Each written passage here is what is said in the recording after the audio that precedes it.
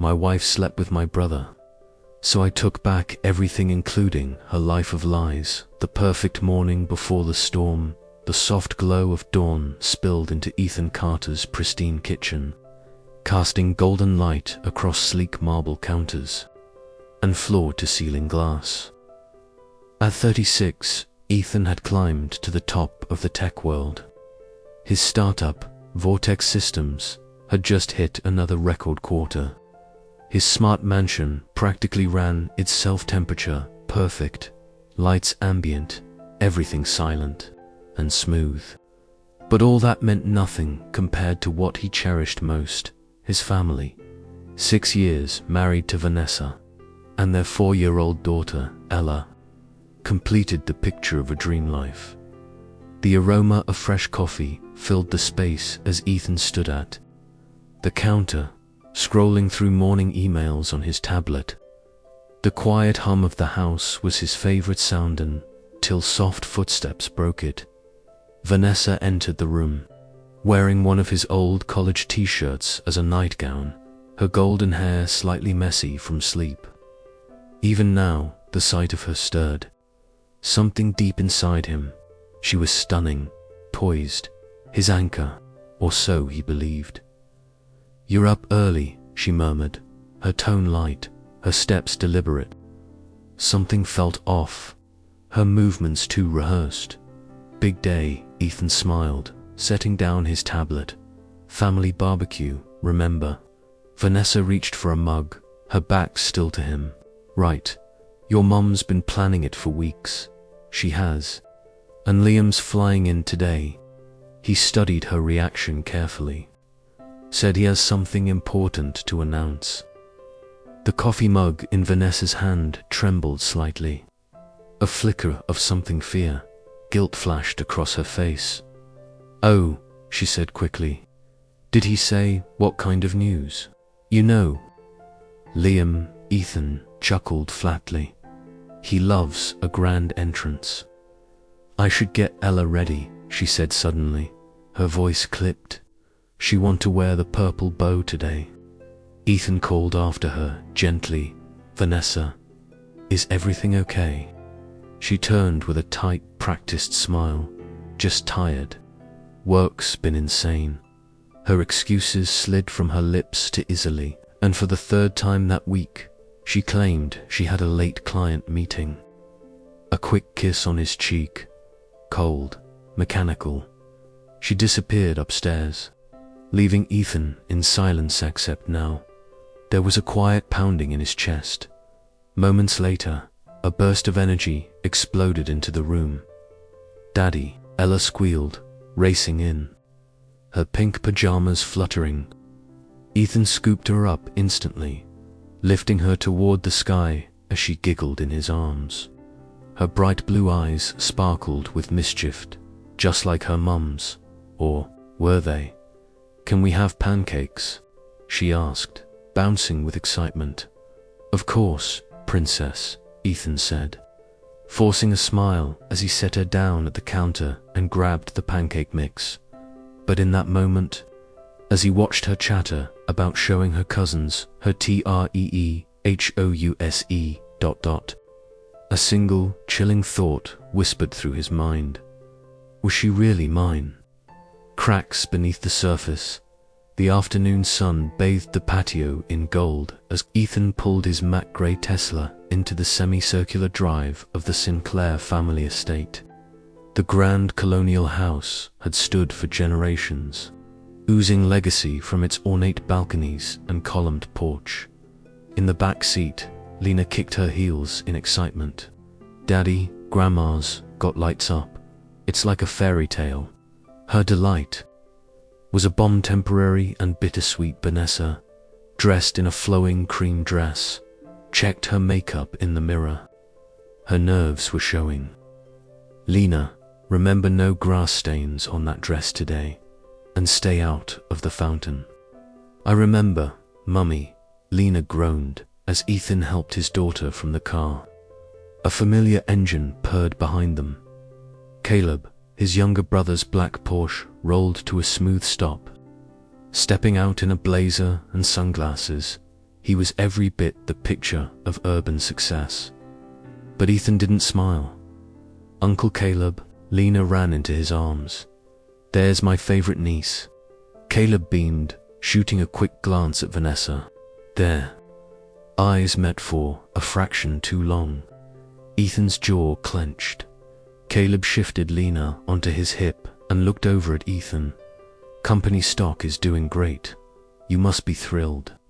"It's holding strong," Ethan replied, offering his hand. Caleb's handshake was limp, brief. The air was tense, and yet no one acknowledged it. Inside, the party bustled.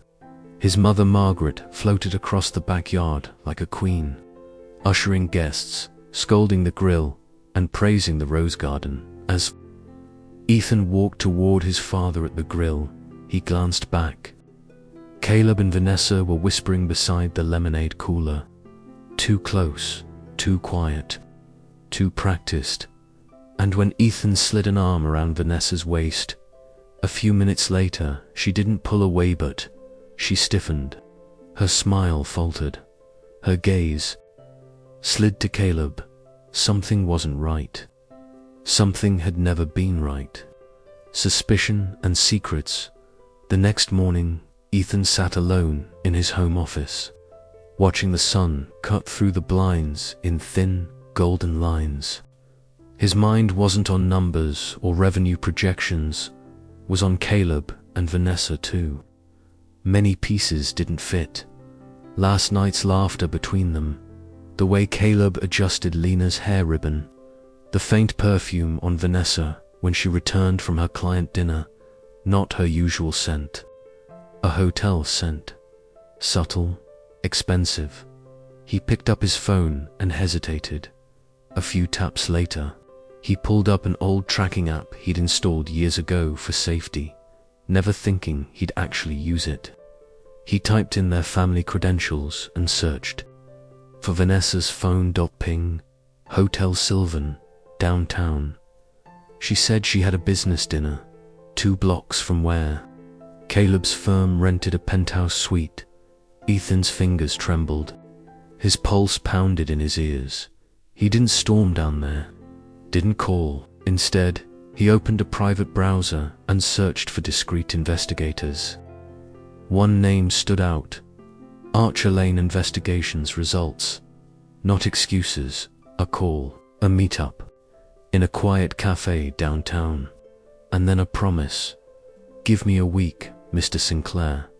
I'll find the truth." That night, when Vanessa walked through the front door at 10:15, hair slightly mussed, lipstick reapplied to precisely, Ethan played his part.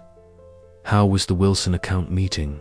he asked without turning from his laptop.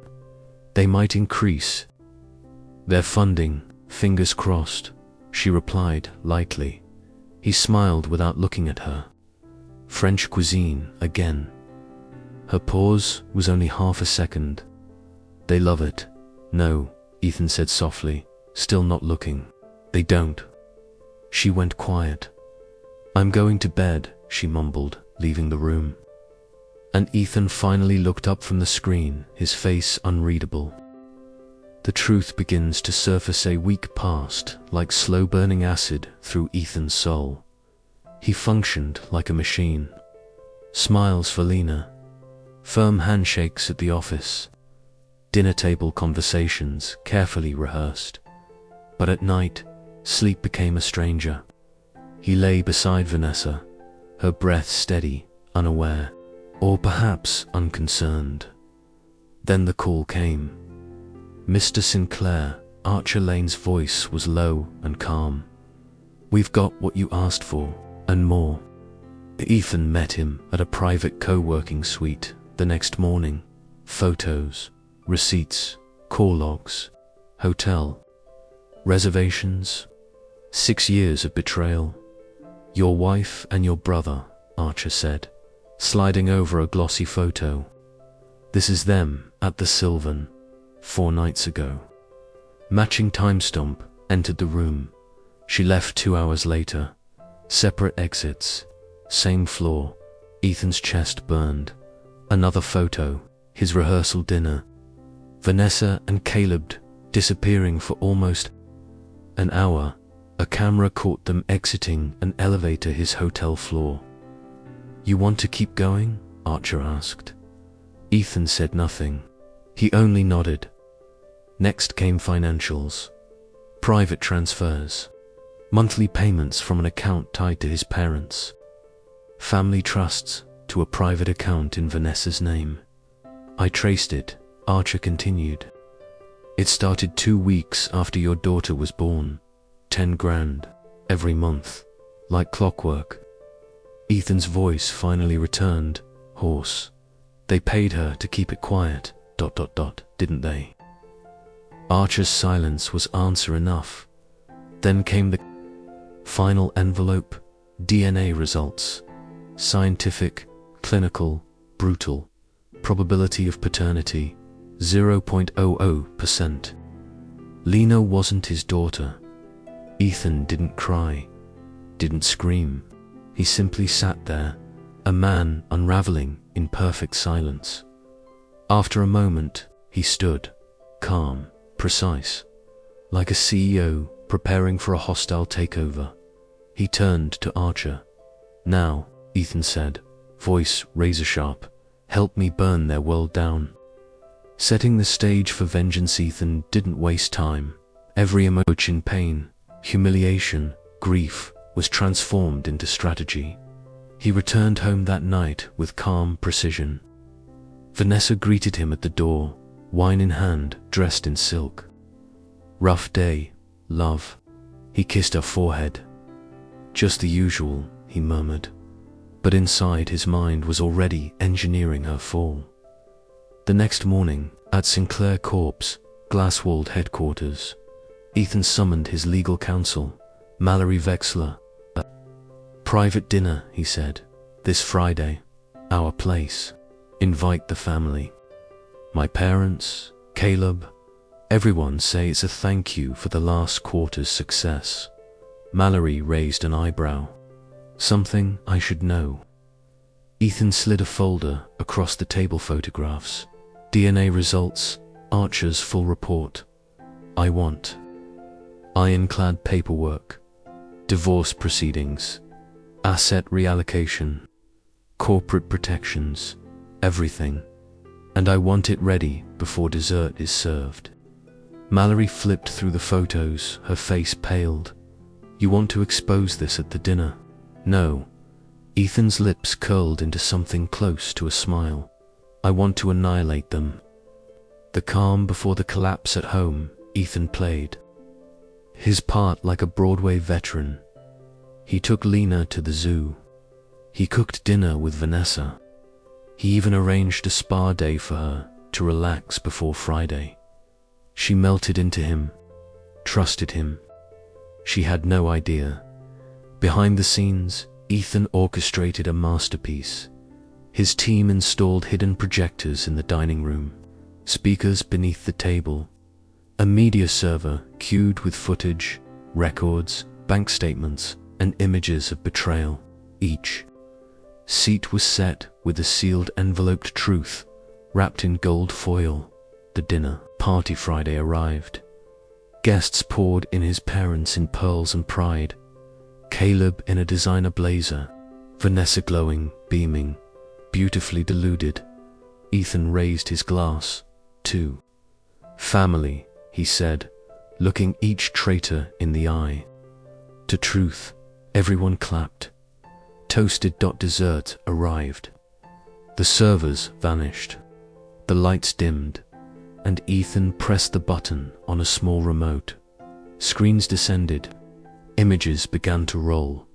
Silence fell. A photo of Caleb and Vanessa entering a hotel. Another time stamped from the night before Ethan's wedding. Then a table of wire transfers from his parents to Vanessa. Gasps, cries, silence.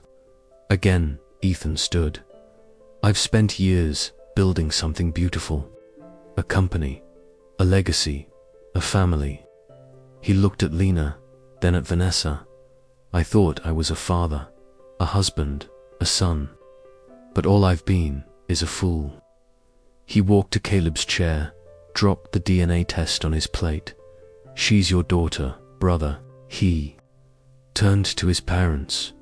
"And you've known, all of you." Tears spilled. Caleb stood, hands trembling. Vanessa reached out. Ethan stepped back. "It's over. The prenup is activated. You get nothing. The firm accounts are secure. And you," he pointed at Caleb, "you're about to lose everything." Fallout. The silence that followed Ethan's final words was louder than any scream. Vanessa collapsed into her chair, pale as porcelain, lips parted in disbelief. "I loved you," she whispered, voice cracking. Ethan didn't blink. "No, you used me." Caleb lunged forward. "Ethan, please, this is Lena. She's a child. She needs her family." Ethan's voice dropped to a lethal whisper. "She has a family. You and the woman you destroyed me with."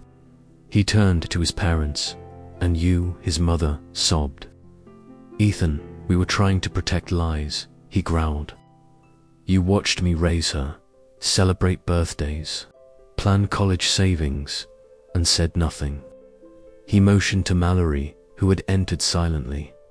"Vanessa, as of tonight, the accounts are frozen. The house, under my name, your credit cards, cancelled. The firm, secured under new legal trusts." Vanessa's eyes widened in horror. "What am I supposed to do?"